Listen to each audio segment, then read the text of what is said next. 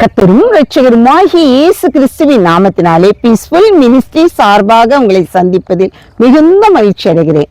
இன்றைக்கு பரலோக ராஜ்யமானது வெளி தேசத்திற்கு புறப்பட்டு போகிற எஜமான் தன் ஊழியக்காரரிடம் தன் ஆசையை பங்கிட்டு கொடுப்பதற்கு ஒப்பாய் இருக்கிறது என்பதை குறித்து இப்போது நாம் பார்ப்போம்.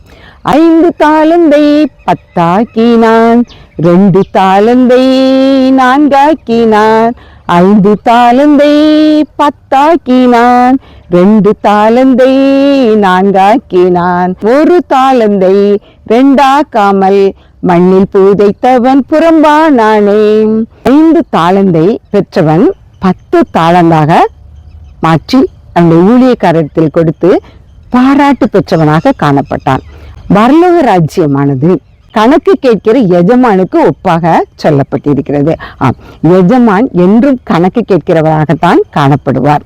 தூர தேசத்துக்கு பிரயாணப்பட்டு போன அந்த எஜமான் சில வருடங்கள் கழித்து திரும்ப வந்து தன்னுடைய ஊழியக்காரரிடத்துல கணக்கு கேட்கும் பொழுது 5 தாலந்தை பெற்றுக்கொண்டவன் தான் 10 தாலந்தாக கொடுக்கிறவனாக காணப்பட்டான்.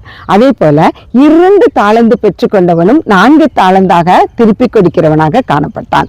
ஆனால் இந்த 1 தாலந்து வாங்கினவனோ தன்னுடைய எஜமானை பார்த்து, நீ விதைக்காத இடத்தில் அறுக்கிறவரும் தெளிக்காத இடத்தில் சேர்க்கிறவருமானவர் என்று நான் அறிந்து அதை மண்ணிலே புதைத்து வைத்து விட்டேன் என்று சொல்கிறான். அப்பொழுது அவர், நீ அதை காசுக்காரர் இடத்துல கொடுத்திருந்தா கூட நான் அதை வட்டியோடு பெற்றுக்கொண்டிருப்பேனே அப்படின்னு சொல்றாரு.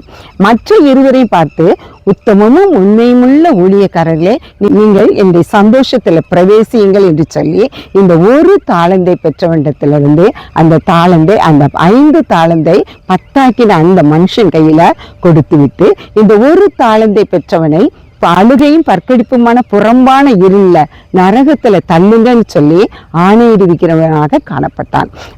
இன்றைக்கு நாம் இந்த 3 வகையான தாளந்தை பெற்றவர்களை நாம் யாரை போல காணப்படுகிறோம்? சற்று சிந்தித்து பார்ப்போம். ஆண்டவர் ஒவ்வொருவருக்கும் ஒவ்வொரு தாளந்தை கொடுத்திருக்கிறார். ரோமர் 12ஆம் அதிகாரம் 6ஆம் வசனத்துல ஒவ்வொருவருக்கும் வெவ்வேறு விதமான திறமையை கொடுத்திருப்பதாக சொல்லப்பட்டிருக்கிறது. இன்றைக்கும் கூட நாம் பலவிதமான திறமைகளை பெற்றவர்களாக காணப்படுகிறோம். சிலர் பன்முக திறமை பெற்றவர்களாக பாடல் பாட தெரியும், வசனம் சொல்லவும் வசனம் வாசிக்க தெரியும், பிரசங்கம் பண்ண தெரியும், கித்தார் போன்ற இசை வாத்தியங்களை வாசிக்க தெரியும் என்று பலவிதமான பன்முக திறமைகளை கொண்டவர்களாகவும் காணப்படுவார்கள். சிலருக்கு ஒரு சில திறமைகள் காணப்படும். ஆனால் கொடுக்கப்பட்டிருக்கிற தன்னுடைய திறமையை அவர்கள் கண்டறிந்து அந்த திறமையை வெளிப்படுத்தி ஆண்டவருக்கு பிரயோஜனமாக காணப்படும் பொழுது மாத்திரம்தான் நாமும் கூட பரலோக ராஜ்யத்திற்கு செல்ல முடியும்.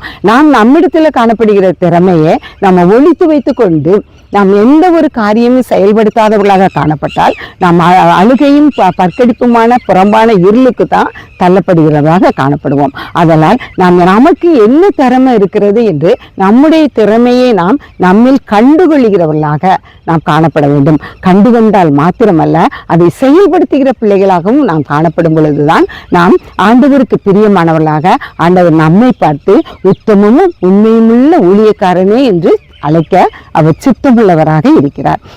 அவர் அப்படி நம்மை அழைக்க வேண்டுமானால், ஒருவேளை பெரிய ஊழியக்காரங்கள் எவ்வளவோ பெரிய பெரிய அற்புதங்களை அதிசயங்களை செய்தாலும் அதிசயங்களை செய்கிறவர்களை தீர்க்கதரிசிகளே என்று ஆண்டவர் அழைக்க மாட்டார். எல்லாரையும் அவர் அழைக்கப் போகிறது உத்தமமும் உண்மையுமான ஊழியக்காரரே என்றுதான் அழைப்பார். அப்படிப்பட்ட அழைப்பை, அப்படிப்பட்ட ஒரு பாராட்டை நாம் பெற வேண்டுமானால் நம்முடைய திறமையை நாம் வெளிக்காட்டுகிறவர்களாக, நம்முடைய திறமையை திறம்பட நாம் செயல்படுகிறவர்களாக, அந்த 5 தாளந்து 2 தாளந்து பெற்றவர்கள் தன்னுடைய தாளந்தை இரட்டத்தனையாக அவர்கள் பெருக்கிக் கொண்டது போல நாமும் நம்முடைய திறமையை நம்முடைய உலக வாழ்க்கையில நமக்கு கொடுக்கப்பட்டிருக்க பணியில அதை செயலாற்றுகிறவர்களாக காணப்பட ஆண்டவர் நம் ஒவ்வொருவரையும் அழைக்கிறார். தாளந்து என்பது பொருள் அல்ல. அந்த தாளந்து என்பது அன்றைய நாட்களில் எடையை குறிப்பதாக காணப்பட்டது. சாலமோன் ராஜா தன்னுடைய ஆண்டவருக்காக ஆலயத்தை கட்டும் பொழுது பொன், வெள்ளி, வெண்கலம் போன்ற ஒவ்வொரு பொருள்களையும் தாளந்து என்ற எடையின் மூலமாக தான் 100 தாளந்து 1000 தாளந்து என்று அவன் வாங்கி கட்டுகிறவனாக காணப்பட்டான். இன்றைக்கு நாமும் கூட நம்முடைய தாளந்தை, நம்முடைய திறமையை ஆண்டவருடைய சமூகத்துல அமர்ந்து அவருடைய வேதத்தை வாசித்து அவருடைய சமூகத்துல நம்ம காத்திருக்கும் பொழுது நம்முடைய தாளந்தை நாம் இரட்டத்தனையாக மாற்றிக்கொள்ள ஆண்டவர் நமக்கு கிருபை செய்வார். நம்முடைய தாளந்தை புதைத்து போடாதவர்களாக எழும்பி ஒளி வீசும் பிள்ளைகளாக மாற ஒவ்வொருவரையும் ஆண்டவர் அழைக்கிறார். ஆண்டவர் தாமே இந்த வார்த்தைகளை ஆசீர்வதிப்பாராக. ஜெபம். அன்பின் பரலோக பிதாவே, வெளிதேசத்துக்கு போகிற ஒரு எஜமான் எவ்வாறாக கணக்கு கேட்டானா, அதுபோல நீரும் கூட ராஜா எங்களுக்கு கொடுக்கப்பட்டிருக்கிற எங்களுடைய தாளந்துகளை, எங்களுடைய திறமைகளுக்கு நீர் கணக்கு கேட்கிறவராக காணப்படுகிறபடியால் எங்கள் தாளந்தை நாங்கள் புதைந்து போடாத வண்ணம் எங்களுடைய திறமையை அப்பா நாங்கள் உமக்கு முன்பாக அப்பா நீர் கொடுத்திருக்கிற ஒவ்வொரு காரியத்திலும் ஒவ்வொரு வேலையிலும் நாங்கள் செய்யத்தக்கதாக எங்களுக்கு நீ கிருபை செய்ய வேண்டும் என்று கெஞ்சுகிறோம்ப்பா. ஆம் தகப்பனே, நீ ஒவ்வொரு நாளும் எங்களை முன்னின்று நடத்தி அப்பா நாங்கள் அழிந்து போகாத வண்ணம் நிலைத்து நிற்க ஒளி வீச நீர் எங்களுக்கு கிருபை செய்ய வேண்டும் என்று உடைய பொற்பாதம் பணிந்து எங்களை சமர்ப்பிக்கிறோம். சாத்தான் எங்களை விழுங்கி போகாத வண்ணம் நீர் எங்களை மறைத்து எங்களை வழி நடத்தும் உடைய நல்ல பிதாவே. ஆமேன்.